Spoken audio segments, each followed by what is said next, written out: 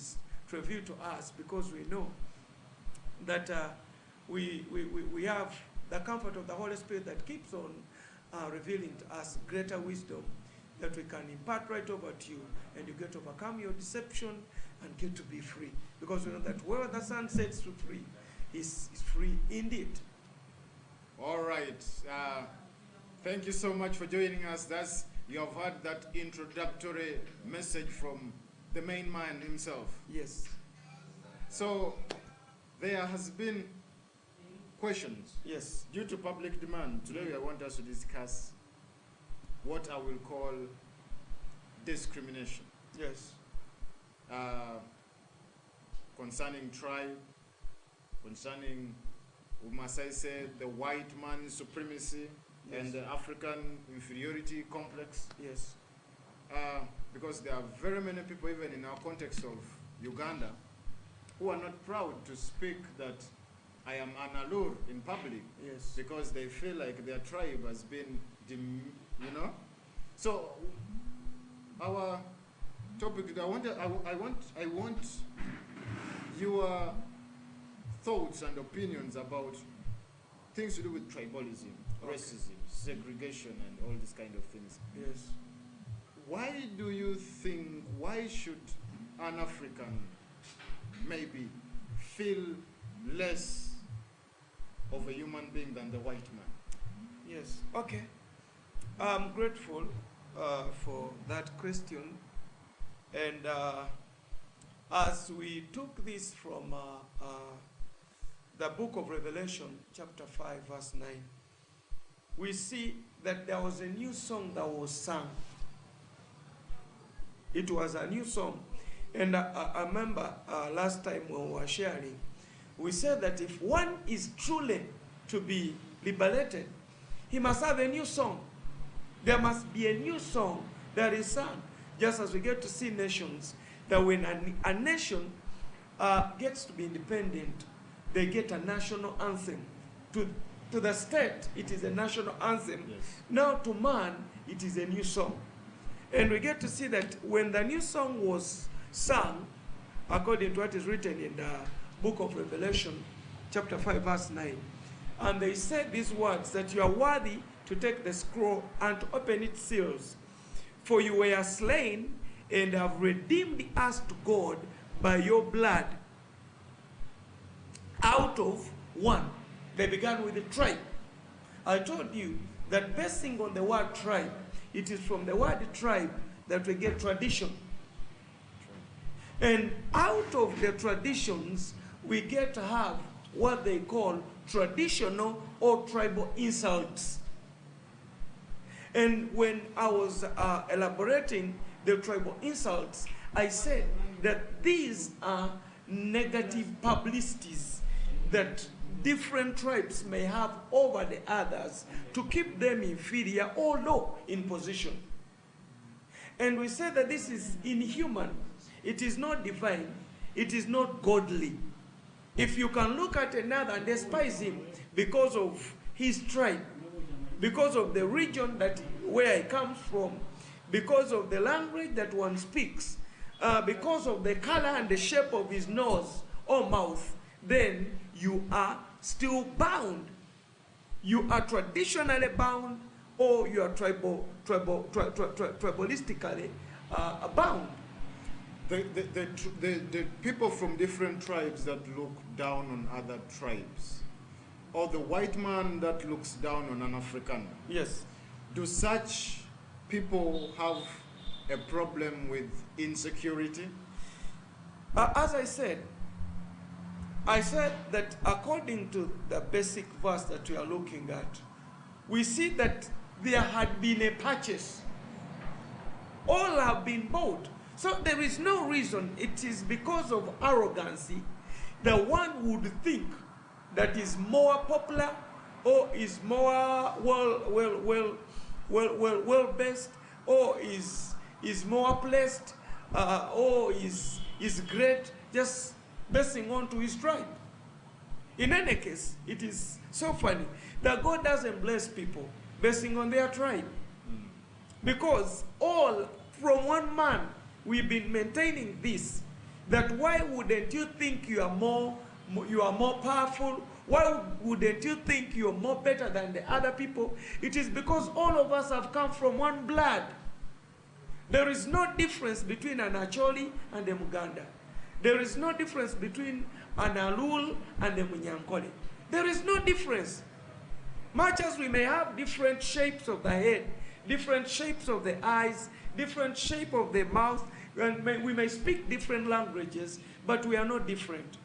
Because we are all counted to be human beings. And when God said, if you're based on Genesis 1:27, he said, let us make man in our own image and in our own likeness. So whoever that you get look at, that same person that you may disparage, that same person that you may look down, he may be holding the keys for your exit. That is something that you must re-wonder. That's why in a parish, a bit in State House, you will not find only great people. You may be surprised to find that one tells you, I'm working with the State House, but when you find out his role play, is a casual laborer. He's trimming the flowers, he's working on the garden, and it's very useful.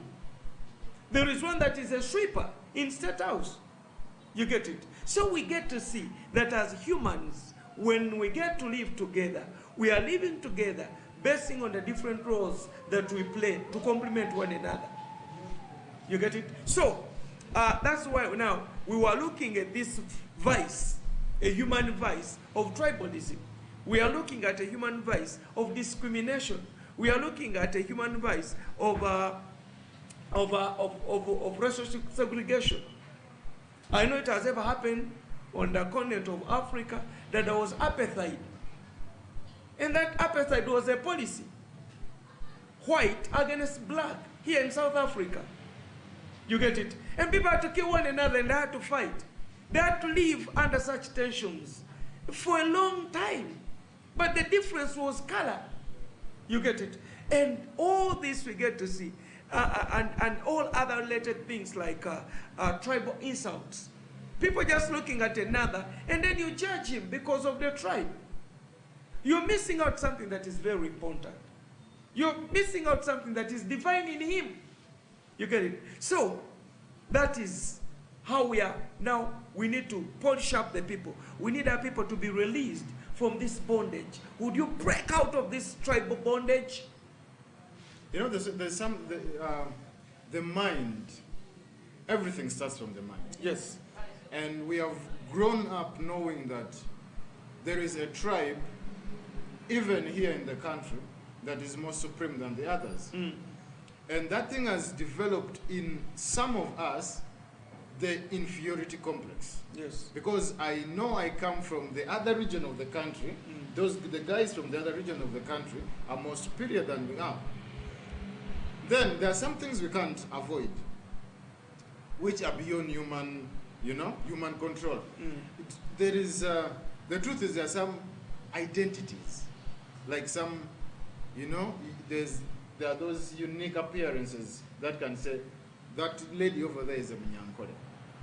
That lady over there is a Muganda. Maybe there is an accent, there is a color.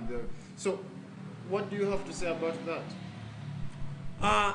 As I told you, that it is a journal. When it comes to color, there is either black inferiority or white supremacy. But now we want to draw much more now with the black inferiority. Yes. When you're to open up the book of Songs of Solomon,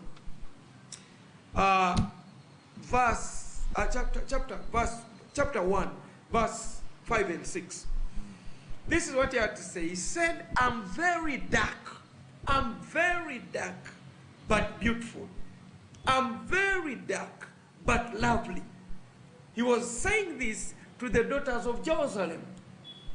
When he was speaking this out, I think there was a contradiction in the complexion, in the complexity of the skin, the look up.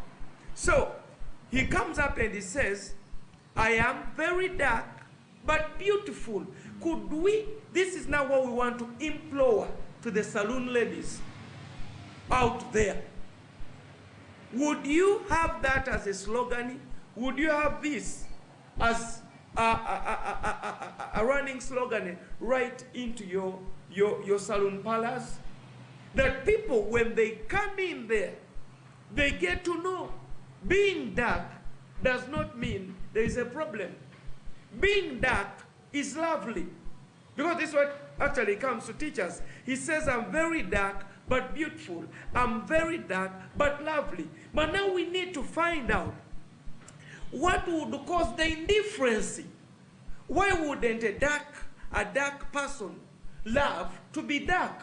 You know, that would be the only issue that we need to address. Because according to science or biology, we get to see that what makes one to have dark complexity is melanin. When you have much of it, then you're dark. It is just it is a complexity that we develop because of having it, and it is a protection. It protects you from the dangerous infrared rays of the sun. You know, us that are living on the equator, we receive the sun for 365 days. So what you're saying, in the designing of Africans, God was intention. The skin that we have the dark complexity partly because we don't need to take in the infrared rays. So you find that there are few Africans, there are few dark people that suffer from skin cancer. There are few. If they have not tampered with their complexity, they rarely suffer from skin cancer. And we don't need even a sunblock that maybe you need to block. No, our dark skin works it out. You get it? So the skin, our dark skin is more of like the bulletproof to the hot sun. It blocks. It is a sunblock itself. Yes. It blocks off those other dangerous rays that will maybe cause us cancer. And it is because of this that now, even himself now, when you get to read that scripture, he goes on to say that I'm dark because of the sun. It is the sun that has darkened me. Is that explaining, when we look at our brothers and sisters from South Sudan, and is that the reason why their skin is different? They are too dark. They're a bit dark. Look at our brothers from northern Uganda. Yes. It's the sun. The issue is the sun. And God designed their skin darker than because of the sun. No, it is not God designing. But, you know, when you grow, you adapt to the environment. As long as you're growing, you adapt to the environment. So it is the environment that they live in, you get it, that fashions them to look the way they are. It's not a problem. You get it? But now I need now to teach them how best, because we need the sun. And we cannot put the blame to the sun. Now, how do we best equip you that you liberated from that? Our viewers, those who are watching, and you who is dark in skin, and you who is in the process of changing your skin color from dark to brown, we are not here to condemn you. We just want you to pay very close attention as we explain further these things, because what you're doing may be dangerous for your health. The bleaching of your skin may be something so dangerous to your health. So we want to help you. Take it in a way that you are receiving an information that was hidden from you. And information is power. So I want to ask, is the amount of sun in South Sudan, in northern Uganda, is the amount and the one in the central part of Uganda? There is a difference. There is a difference depending on the climate of the area. Okay. You get it? The heat, because they don't, you know, if you go there, the trees, the size of the trees and the flow of the wind currency, it is not as compared to in the seasons and the times a bit different. So really what happens is that once our people are within such an environment, they only need to know how best they can work with this environment, and they are protected, that they remain dark and beautiful. And these are some of the things that I've looked at basing on the scripture, because it says, one, he says, what caused him to be dark?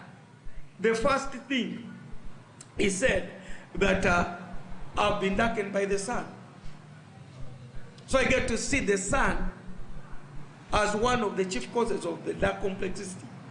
And I explained to you that this comes because of the melanin that will be made within our skins. You get it? But he goes on to say that one of the other contributions, the things that contributed to the him being dark, he said, my brothers were angry with me. That is something that we also need to look at. The anger. Why were the brothers angry at him? And that is now, here what we are picking out is anger. As long as you live under anger, it is most likely to affect your skin complexion. Distress, as long as you're living under distress itself, we get to see that it is going to affect your beauty. You get it? If the guy is desperate, you know, if you look at somebody that is desperate, you'll tell. You'll see his color. It's not shining. You get it? He bears no joy within him. And actually, you'll find the people that are real dark but not beautiful. They are desperate out there. It's like they're outcasts. Are you getting me? So, that is one. Two, he says, they forced me to take care of their own vineyards. That means this person has been subjected to hard labor. You get me? Is taking care of what doesn't belong to him. Or is taking care of something where he does not take the acknowledgement. Harsh labor, tough labor affects our skin. It affects your look. It affects your prettiness and pleasantness. You know, you just look at somebody that is too much subjected. Because we said the sun, here we have the sun for 12 hours, not so? Now think about a person that is working out in the garden from morning all through noon, evening, until sunset. When you get to look at that person, he'll be dark but not beautiful. So now we are looking at how relevant should we get these people liberated from this? I was looking first and foremost at this. Let people begin to work in the garden during the cool of the day. Wake up early. Work in the garden early. Before the sun becomes hot. Get on to work. Work as long as it is garden work. You are expected to till your ground. You are expected to cultivate when it is still early. You get it? As long as the sun gets to be hot, move away.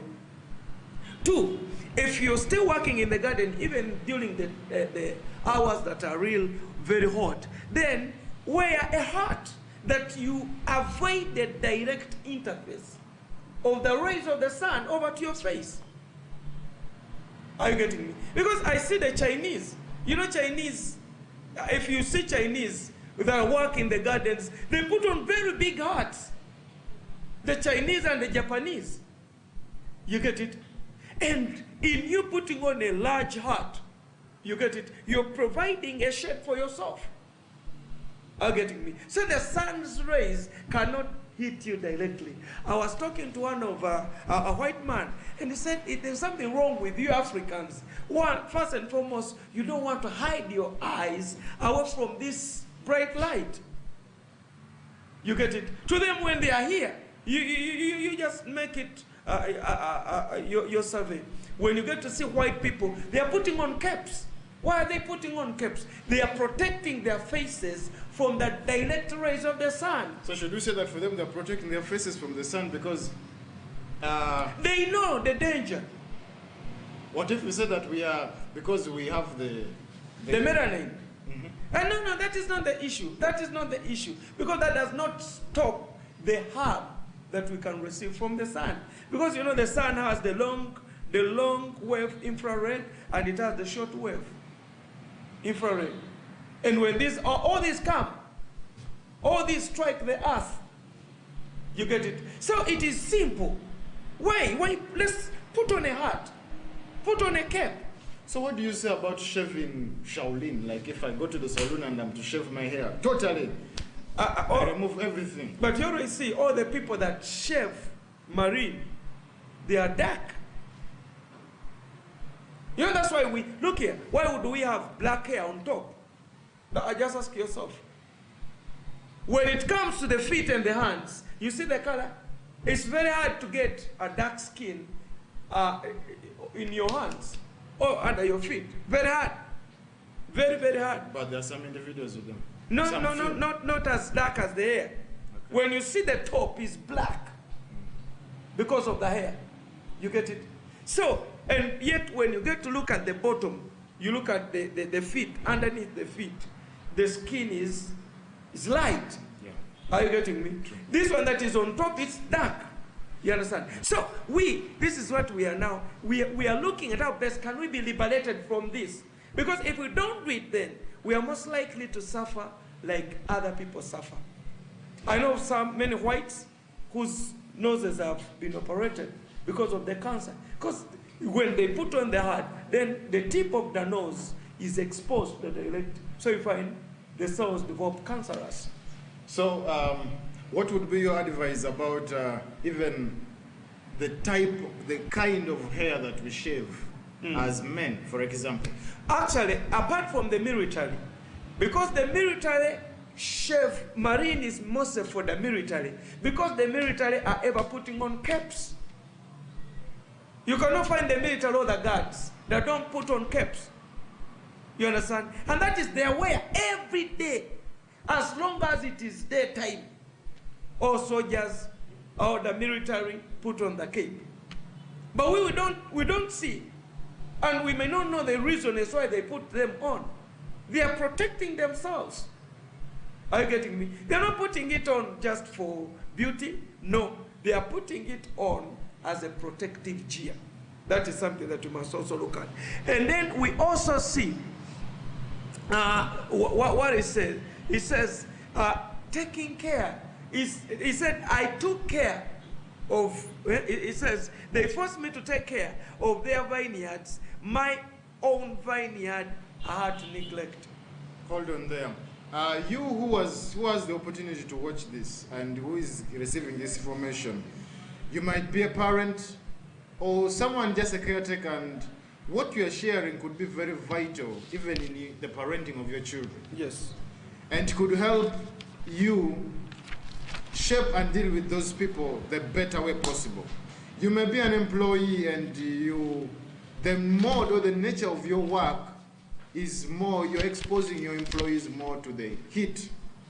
And sometimes you could find solutions a way forward to protect your employees from what you're sharing. Yes. So if you find this information very vital, kindly share. Yes. And you can even ask questions, comment, and we are very ready to respond to you. So you were talking about protecting ourselves now. First, you spoke about something to do with the vineyard.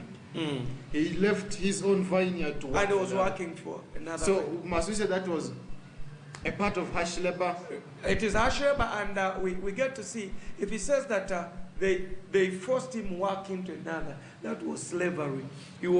What he was working in was more a slavery kind of work. And there are so many people, our people, that are more like slaves at their places of work. Are they more like slaves or they are slaves? They are slaves. The way they're being treated, the way the job... And let's look at that. Well, how will somebody who is working be a slave? One, if he doesn't have insurance. Two, he doesn't have social benefit. You get it? Three, they don't even have appointments.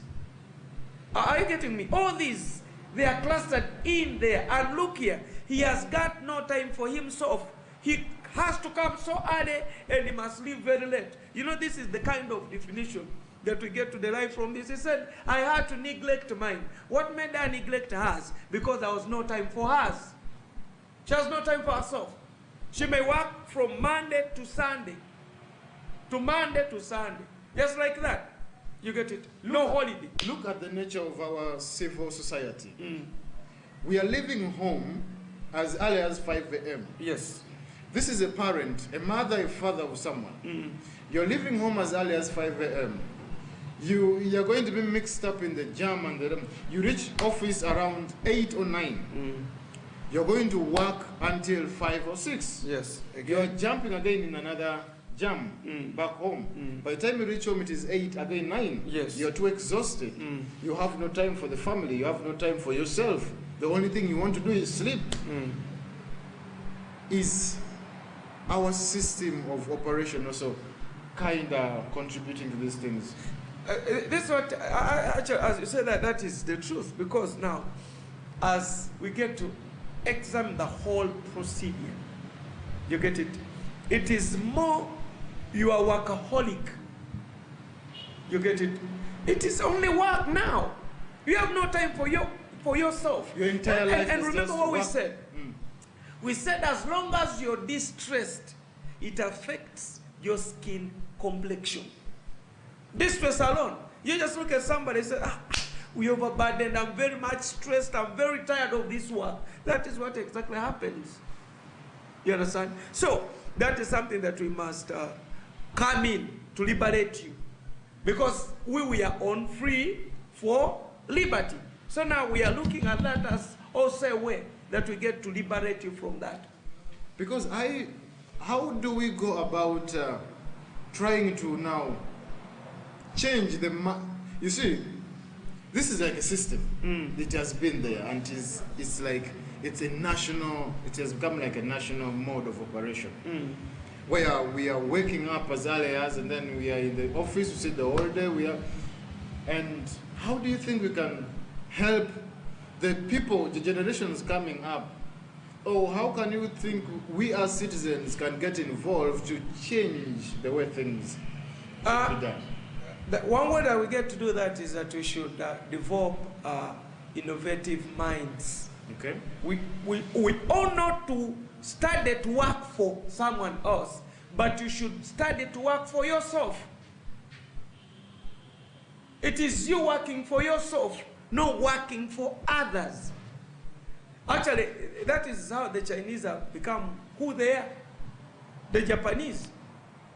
They think of working for themselves. So that really teaches them to innovate.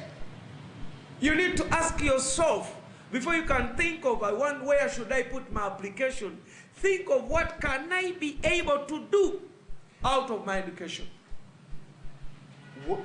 Will that not drive us away from following the system of education because our system of education is training us to work for others.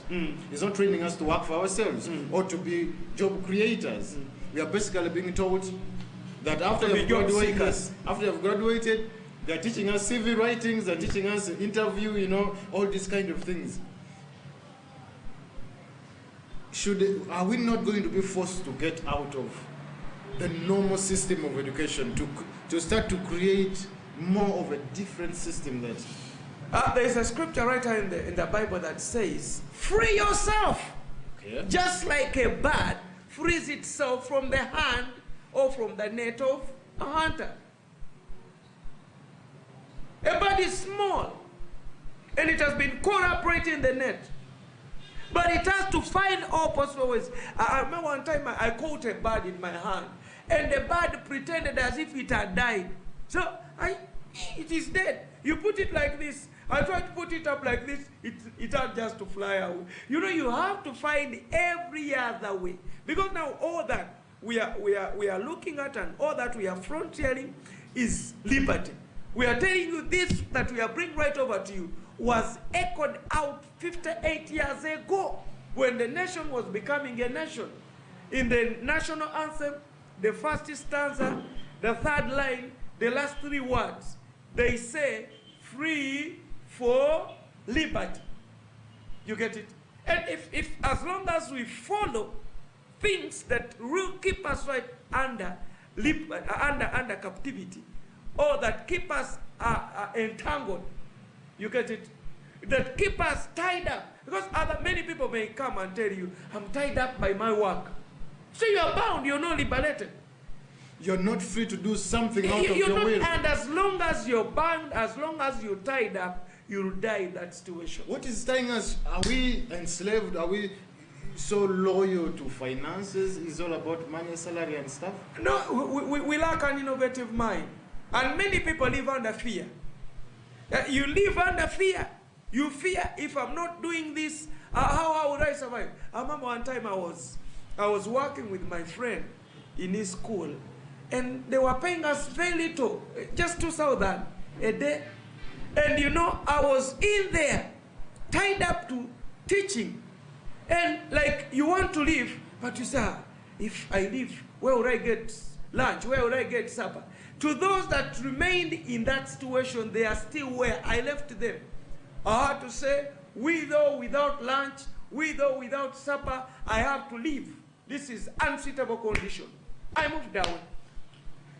That is exactly what happened. So this is what I'm telling you. Fear gets to bind up the people. Even you, maybe you're working somewhere, but what is tying you there? It is bread. You're not looking at it now, if I leave, where would I get food to eat? God has never failed to feed up his people. I don't want you to be rebellious, and I don't want you just to leave your job. But I want you to be free. Because if you don't work with a free mind, then you don't work properly. Ladies and gentlemen, I want to be very honest with you that our platforms are really open. And what we are discussing, what I'm hearing is very sensitive. And these are things that are happening in our communities and societies. Yes. And I really want to say, if there is any question you want to ask, if there is a way you want to get involved, you need counseling, you need advice, please get involved. Yes. Get involved. You can reach us straight away from, use that platform, DF.TV. Send your comment there, we shall get in touch with you. Or you can even get that number scrolling down there. Call that number, WhatsApp that number, we'll get in touch with you. Yes. We are not just talking for the sake of talking, we want to get personal with you. We want to get involved in your life to see that you're liberated. Liberation doesn't come from fight, it has to be involved. So, there is I believe, and I may be speaking for a lot of people out there. Yes, please. That this system we have around, even our mode of working, the civil society and stuff, where we live in the morning and live in, we think it has contributed highly to the absentia of parents in the lives of their children. Yes. You can be, yes, you're not dead, you're alive, but you're not present. You don't have time for them. Though, and then it has also contributed to the ungodly behavior rising up in societies. What do you have to say about that, and how should we go about it? As I told you, man was created to rule over things, not to be ruled over by things. True. As long as man fails to understand that, he forfeits his own liberty, he forfeits his own roles, then he keeps on suffering. So to the parent, to the mother, to the father, that does not know, look here, this is what the scripture teaches us. He says that when you learn to discern, you can tell what is right from what is wrong. You are able to pick out what is of honor from that which is of no honor. Then it says, what happens is that God will make your mouth like his. You'll be able to speak just up things, and what you speak surfaces. Are you getting me? So there are many people that don't know that it is possible. Once you know your lines and once you stand in your right dimension, you get it? Once you have a clean and clear consensus, do you know what happens? This is what happens. You are able to speak things into manifestation. Are you getting me? So let men not only think that they are not able to speak, This is what happened in the creation story. For God said, all we see, and God said, let there be light. And what happened? There was. And he said, let the waters in the sea team up with a variety of living creatures. And what happened? And God said, let there be, all what he did, God was to say. Why as us that have been created in the image of God, you're a mother, you're a father, why wouldn't you think? Because that is what managers do. The work of the manager is only to speak. Allocate people. He keeps on allocating, you're doing this, you're doing that, you're doing that, you're doing that. Isn't that the work of a manager? Sure. And that is exactly the position that where God wants us to be. Would we now evolve? Would we develop up and come to that tune where we have to speak, and what we speak comes into manifestation? That is something that we have to look at. And you know, it is the other way that now we see this guy has been liberated. He can speak. This is what happened one time. Jesus is traveling with his disciples right on the sea. And what happens, there's a mighty wind that is coming in. All these guys that they were looking at, they thought maybe anytime the boat capsizes, anytime we drown, you know, that is the kind of thought they had. You get it? Yes. We are dying. We are going to die. What? You know, that was exactly what happened. But what did Jesus do? That when he woke up, he just looked at and said, hush, be still. He speaks the wind. And what happened? That the sea calmed. And when the sea calmed, the disciples, what kind of man is he? He can even speak to the ravaging sea, and it calms down, and I hear that will touch them. Isn't that, wouldn't you also appreciate that? Yeah, that's amazing. That you get to speak things in manifestation. That would be another way that you have also overcome. That you are now free. You are able to speak. Actually, this is what Jesus said when you're to study the scriptures. That to him he was moving, he was walking, and then he gets to see a fig tree.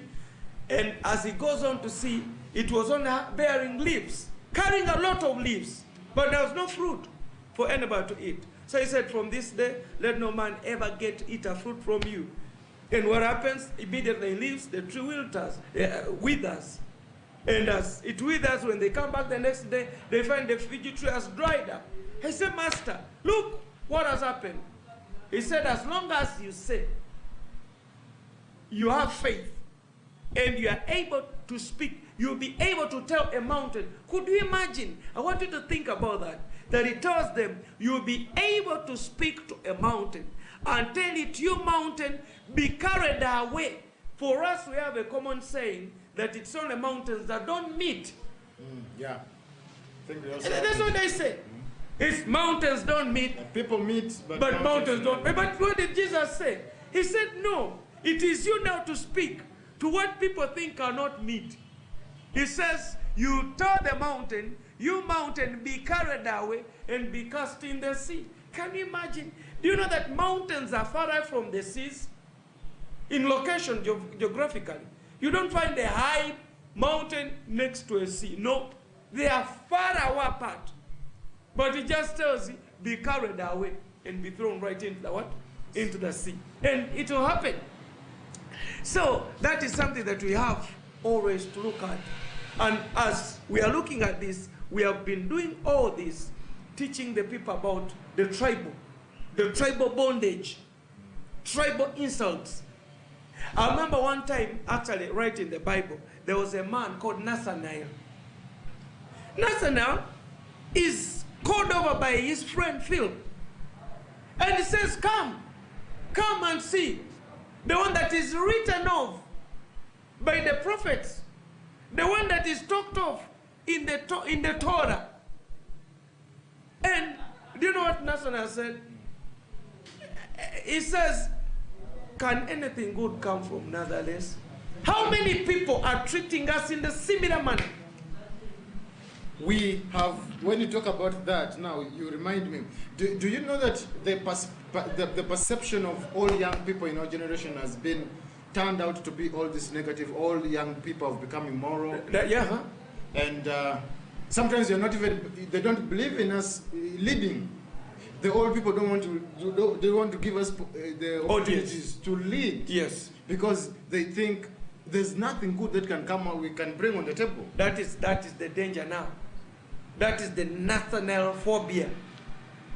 Can you imagine? You are told, come and see. He just said, actually, to him, he never labored to explain to Nathaniel.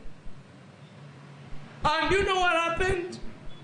When Nathaniel came, to whom the Torah had written about, to whom the prophets had talked about, he just told him that I even saw you before you left. What a great prophecy that this guy was now receiving. But you know, to him, he had only underlooked the one that is told of because of where he was coming from. Maybe you are there and you're underlooking people because of their origins, of where they come from. They may be rural people. They may come from regions that you think have no significance politically, or you may think they are not coming from universities. They are not coming from whatever kind of circle that you may think of, and you don't want to take heed of what they are saying. It may happen to you as it was to Nathanael, that he was told that even before you left home, I saw you seated under a fig tree. You know, that was a surprise. How could this man have known? So that is exactly something that we are looking at.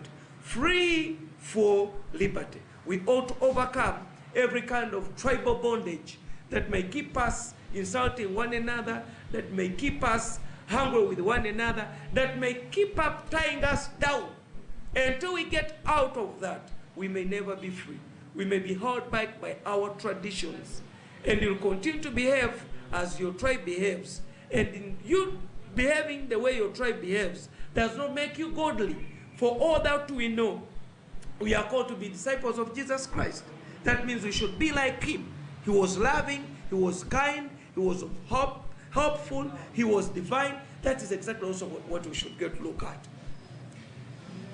This is a very powerful message that everyone in our generation and the generation to come needs to listen to. Are you a politician? I'm not a politician, and I don't have to be one. You know why? You don't need to be one. I don't need to be one. Yes. Why? Because the Bible mandates me. I've been bought as a king. Actually, next time, don't miss. We are going to teach you what is written. Because we've been purchased one as kings and two as priests. Now we need to know who is a king. You know, I know you may rush up to think you can have assumed power because you don't know that you're a king and because you don't know that you're a priest. So that is something, again, that is tentative. Well, that shall watch us on Monday, be there. You will know how. You do not need to be a politician or to run for a political position for you to be who you are and to transform societies and generations. You really just need to focus on your purpose. Yes. Build your it destiny. up, and God will get you. God will handle you from there and take you to places. Not necessarily that, you know, we have been made to believe that only for us to transform, we have to become politicians. No. We have to sit in the August House and represent people. No. You first represent yourself. You know, they say charity begins at home. Begin from where you are.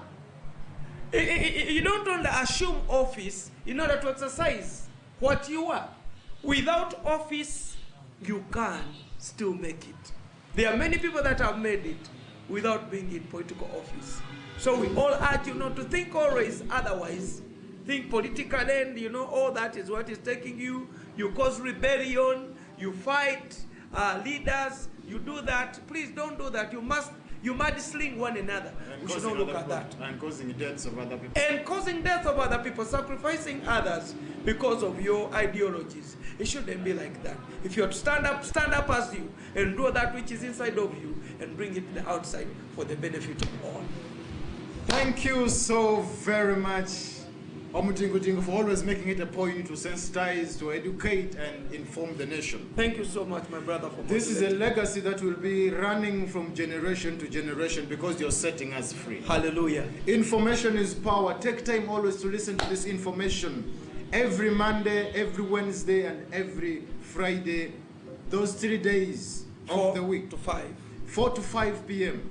here on DF.TV, you will get great insights, deep truths, and marvelous wisdom. We love you all and we thank you for always keeping it here. A send nice weekend right over to you. Happy Eid Mubarak to you, the Muslims. Love and share and comment. God bless you. Bless you.